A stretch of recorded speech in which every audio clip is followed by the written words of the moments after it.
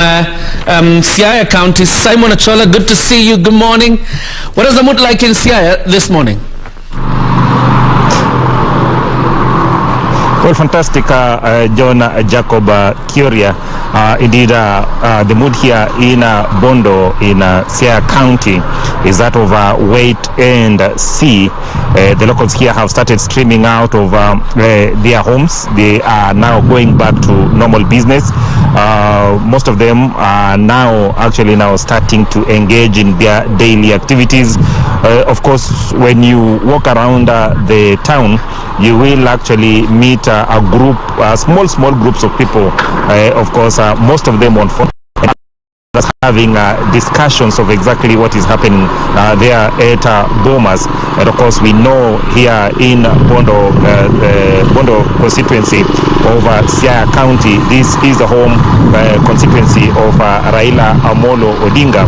And no doubt they'll be waiting with bated breath of exactly what Wafula Chebukati will be announcing later, probably announcing later in the day or any time today. So they are actually joining the rest of Kenyans in terms of waiting what will actually be happening at Bomas of Kenya. But other than that, John Jacob Curia, what I can report is that so far there's nothing untoward that actually been reported here in Bondo or even in Siaya County.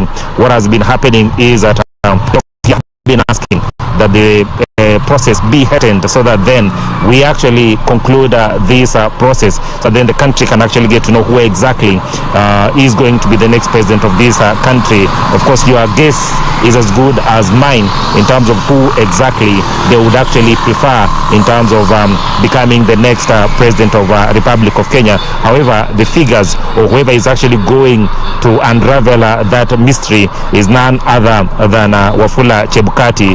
Of course, in the course of the day, in line with what of course the 7 days that are actually given to him before he can actually announce the results. But also, John Jacob Cuba, I'll also tell you that before the announcement was actually the county made here in Siaya County, there were a number of preparations that actually been put in place. Of course, there were a number of information that was actually flying around social media on what exactly was happening in Bondo, what exactly was happening around Opoda Farm, which is the home of Raila Amolo Odinga.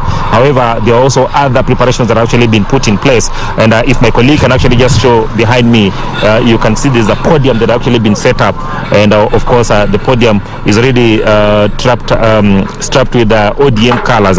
What we had actually been informed at that point in time was that the senator of Siaya County, senator-elect of Siaya County, Oburu Odinga, and of course a host of other leaders in this county had actually set up the stage and said that once they have actually received elections or election results from Siaya County, they would actually retreat to this place and of course joined electorates from this place, and of course now start watching what exactly is happening in Bomas of Kenya. Of course, that did not happen when they announced the result on 11th of August.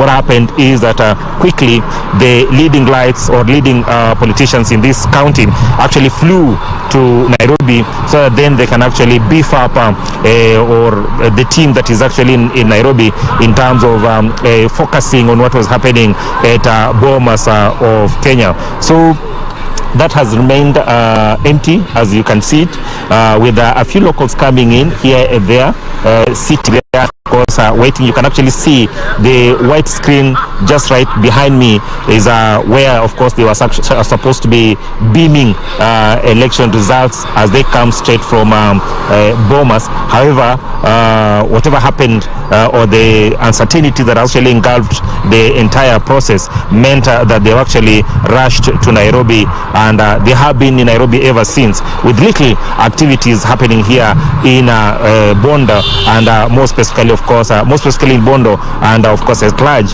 in Siaya County. But as I've said, my colleague will just try and pan around so then we get to see what is happening.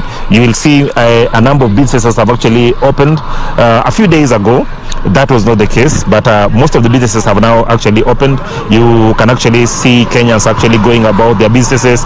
You can actually see a number of them, of course, sitting in small numbers, small groups, of course, discussing exactly what is happening in Bomas. Of course, most of them highly waiting, anticipating what is actually happening in Bomas of Kenya. Of course, if you have managed to download the 34B forms on the portal, you might be having a clue of exactly what will be happening later in the day. But of course, what we can do is to wait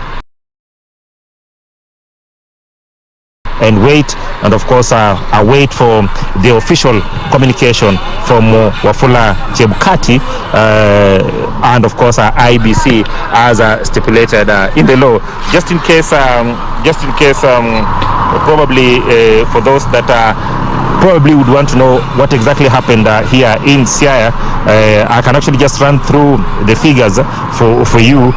In game constituency, starting from the MP's position, in game constituency, Elisha Odhiambo of ODM is the one who actually clinched that seat, and he managed 48,456. In Raila constituency, Paul Otiende Amolo of ODM also retained his seat, managing 37,676.